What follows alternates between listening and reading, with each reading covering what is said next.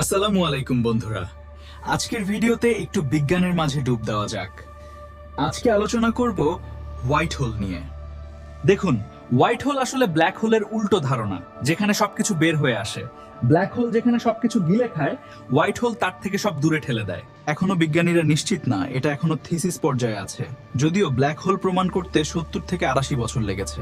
প্রযুক্তি উন্নত হলে অবশ্যই প্রমাণ হবে। ভাবুন তো, ব্ল্যাক হোলের ভেতরে কোনো কিছুই ধ্বংস হয় না, রেডিয়েশন নির্গত করে শক্তি হারায়।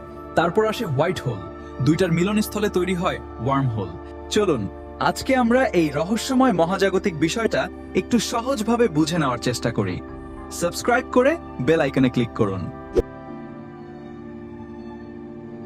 মহাজাগতিক গোয়েন্দা হিসেবে আজ আমরা মহাবিশ্বের সবচেয়ে বড় রহস্যের তদন্ত করব। চলুন হোয়াইট হোলের অদ্ভুত জগতে ডুব দেওয়া যাক। আমাদের প্রথম ক্লু, ব্ল্যাক হোল যখন কোনো নক্ষত্র গিলে খায়, তখন সেই ভৌত তথ্যগুলো আসলে যায় কোথায়? ঠিক এখানেই আসে হোয়াইট হোল। ব্ল্যাক হোল সবকিছু টেনে নেয়, আর হোয়াইট হোলের ইভেন্ট হরাইজেন সবকিছু দূরে ঠেলে দেয়।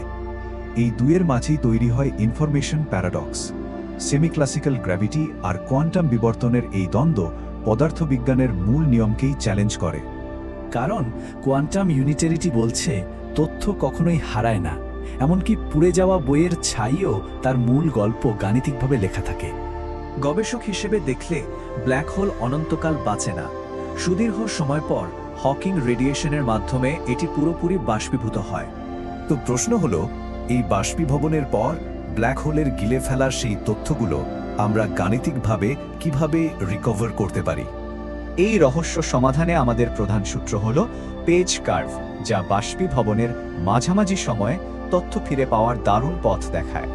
প্যারাডক্সের আরও দুটো সম্ভাব্য সমাধান আছে। তথ্য সংরক্ষণকারী কম শক্তির ফাস্টবল, নাকি সবকিছু ধ্বংসকারী উচ্চ শক্তির ফায়ারওয়াল, কোনটা সত্যি? কিন্তু ভাবুন তো, আমাদের তদন্তের চূড়ান্ত সমাধান যদি এমন হয় যেখানে মৃত ব্ল্যাক হোলটাই আসলে একটি হোয়াইট হোল। এই চমকপ্রদ উত্তর দিতে পারে লুপ কোয়ান্টাম গ্র্যাভিটি। এর গাণিতিক নিয়মে কোনো নক্ষত্র কখনোই অসীম ঘনত্বের দিকে যেতে পারে না। পুরোপুরি ধ্বংস হওয়ার বদলে বস্তুটি একটি ভৌত সীমায় ধাক্কা খেয়ে হোয়াইট হোল হিসেবে প্রবল বেগে বাইরের দিকে ছিটকে আসে। তবে এখানে একটা বড় গাণিতিক ঝামেলা আছে। সাধারণ আপেক্ষিকতা অনুযায়ী হোয়াইট হোলগুলো প্রচণ্ড বিশৃঙ্খল এবং অত্যন্ত অস্থিরশীল হয়। তাহলে কি বিগ ব্যাং নিজেই এমন একটি বাউন্স ছিল? আমাদের মহাবিশ্বটাই কি একটা বিশাল হোয়াইট হোলের বিস্ফোরণ থেকে তৈরি? তার মানে আমাদের এই বিশাল মহাবিশ্ব হয়তো অন্য কোনো সমান্তরাল মহাবিশ্বের ব্ল্যাক হোলের নির্গমন পথ ছাড়া আর কিছুই নয়।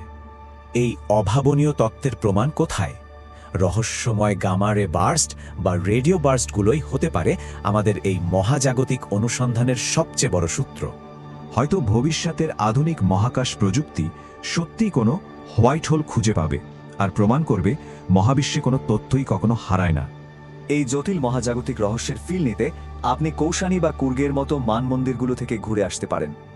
সেখানকার স্থানীয় স্টারগেজিং প্রোগ্রামগুলো আপনাকে তাত্ত্বিক জটিলতার বাইরে গিয়ে একেবারে সরাসরি মহাকাশ পর্যবেক্ষণের দারুণ অভিজ্ঞতা দেবে। শেষে ভাবুন তো, প্রতিটি ব্ল্যাক হোল বাউন্স যদি নতুন হোয়াইট হোল বানায়, তবে আমাদের মহাবিশ্বের বাইরে আসলে কি আছে?